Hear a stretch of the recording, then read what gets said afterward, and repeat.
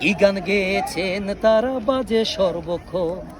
তিন পাগলে হলো মেলা নদে এসে, ওরে মন নদে এসে, তোরা কেউ যাস নেই ও পাগলের কাছে, তোরা কেউ যাস নেই ও পাগলের কাছে। এই যে কুষ্টিয়ার লালন ফকিরের এবার যে মানে অনুষ্ঠান হয়ে গেল, আপনি কি ছিলেন? ছিলেন। এবার কিন্তু প্রচুর লোকজন হয়েছে কুষ্টিয়াতে, মানে জায়গা দিতে পারে নাই, সমস্যা। 12 থেকে 15 লাখ এত মানুষ, এই মানুষগুলো থাকে কই, খায় কি, কিভাবে থাকে, মানে আমার মাথায় আসে। এখানে যে এত লোক হয়েছে সেটা ঠিক আছে, এখানে কি কেউ ডাকিয়ে নিয়ে আসে? না, ডাইকে কেউ নিয়ে আসেন। আচ্ছা মামা, আপনি বেসিক্যালি কি মানে কোনো তরিকপন্থী বা কোনো মানে? আমি গুরু দিকেই রয়েছি এখন, যার কারণে বন জঙ্গলে শুয়ে বেড়াচ্ছে।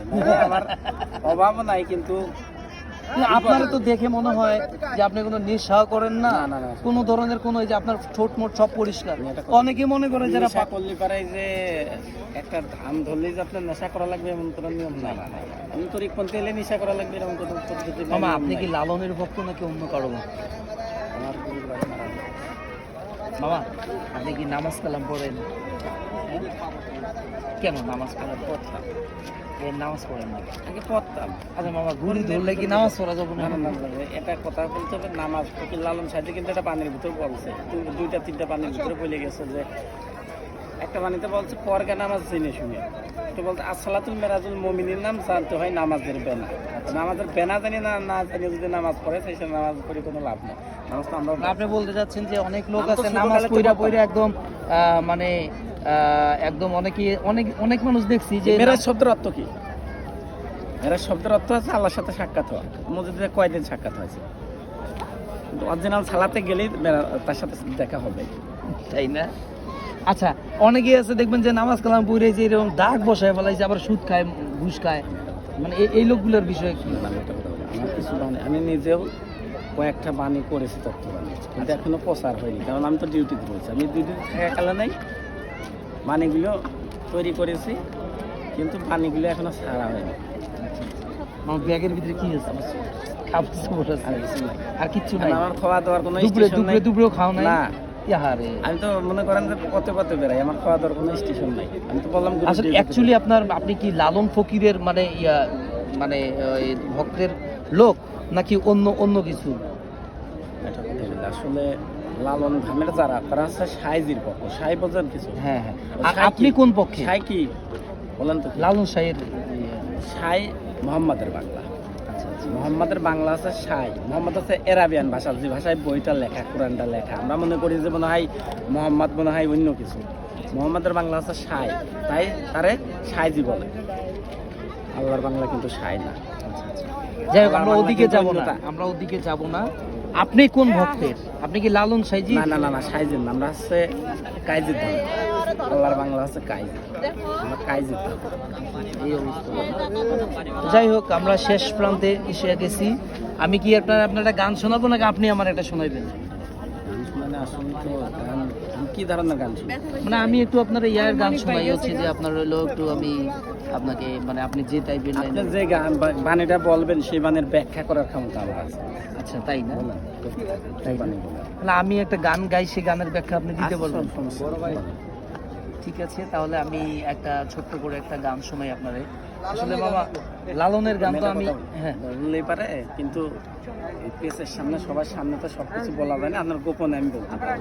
আচ্ছা, কারণ জানেন তো কিছু শরীয়তটা হচ্ছে কেন শুধু সামনে, এই পোশাকটা শরীয়ত, এইটা খুলে ফেললে কিন্তু আমার মারফতে ঢুকে গেলাম। আর মারফত সবসময় গোপনই থাকে, এই অবস্থা। সেই জন্যই পানি হয়তো আপনার ব্যাখ্যা করতে পারবে সব, কিন্তু আপনাকে এক কাজ আনতে হবে, এই পেসের সামনে বলা যায়। কারণ সবকিছু তো পেছে, আপনি তো জানেন।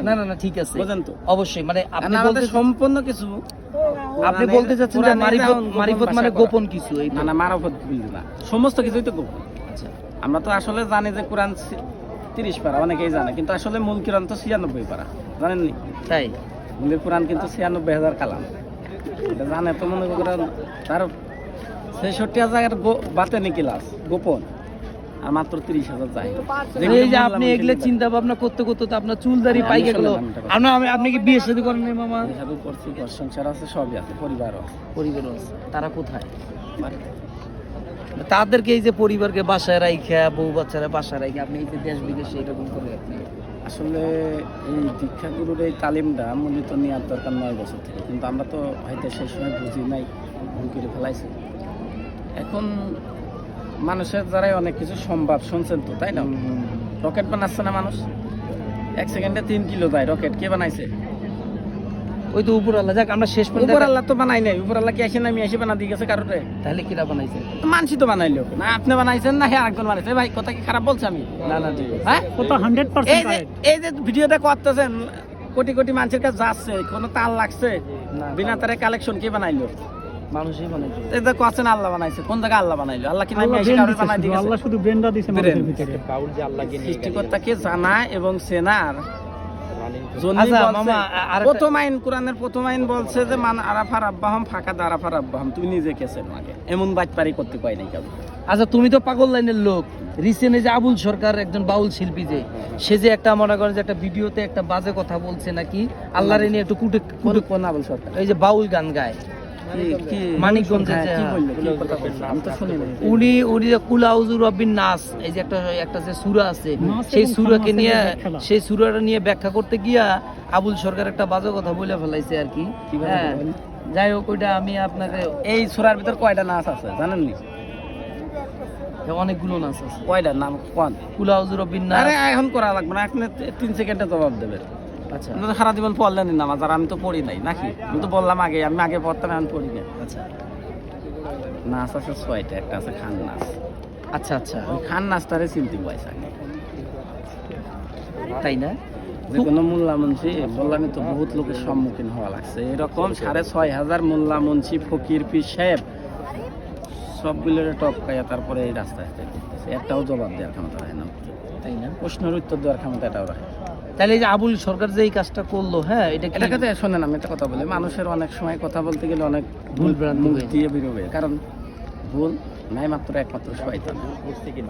আবুল সরকার কি সত্যিকারে ভুল করছে? And আমি তো ওনার ওই কথাটা আমি শুনি নাই, যেহেতু আমি বলতে পারবো না। উনি কি নাচার কথা বলে যে আল্লাহ নাচতে বলছে, তাহলে কি আসলে আল্লাহ নাচতে বলছে না? ওটা না না না, উনি বলছে যে আল্লাহর কথার কোনো, আউযু বিল্লাহি রব্বিন না না, নাস। আবুল মানে সরকার কি? বলছে আল্লাহর কথার কোনো উনি মানে ইয়া ওর পায় না। ভিতরে নাচ আছে আসলে 6টা নাচ আছে, একটা আছে খান নাচ। বলছে যে ওই খান নাচ রূপে শয়তান তারে তুমি তোমার জীবন থেকে বাদ দাও, বাদ দিয়ে পরিপূর্ণ জীবন ব্যবস্থায় আসো। সেইভাবে বুঝাই নাই। হ্যাঁ, সে একটু খারাপ মানে ভাষা ইউজ কোরআনের করছে। বাকারা, সূরা বাকারা দিয়ে ঢুকতে কয়েছে। বাকারা শব্দের অর্থ গাভী। গাভী কি মানুষ না পশু?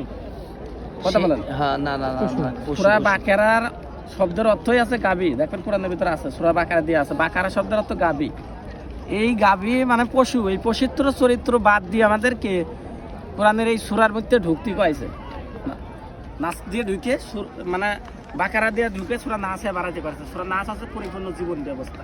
বলছে তোমার এই খান নাচ রূপী শয়তান তারে বাদ দিয়ে নাচে একবার পরিপূর্ণ মানুষ হয়ে পারে। কিন্তু আমরা তো সেইটা নাই, সবার ভিতরে খালি ঠুসে ঠুসি। এক আলেম আর এক আলেম কয় জালেম, এক আলেম আর এক আলেম কইতাছে কাফে, কয় না? দেখবেন যে এমনি সাজ দেন বয়ানে দেখবেন না কবি নি, এক আলেম আর এক আলেম কবি নি যে ও কাফে, ও জালেম, শয়তান, ও ভালো না।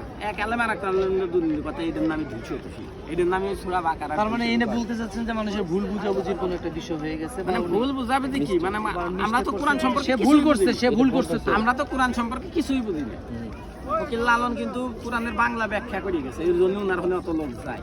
আপনি বলে তো আপনার কবরে এটা পিঁপড়েও যায় না, যায়নি? আপনি বলে তো এটা পিঁপড়ে যায়, আমি বলেও যাবে, কারণ আমি সেই ব্যবস্থা করে বসতেছি জায়গায়, বুঝেছেন? আমি বললেও আপনাদের মতো হাজারো দর্শক যাবে, কারণ সেই ব্যবস্থা করে নিয়ে তারপরে জায়গায় বসবো।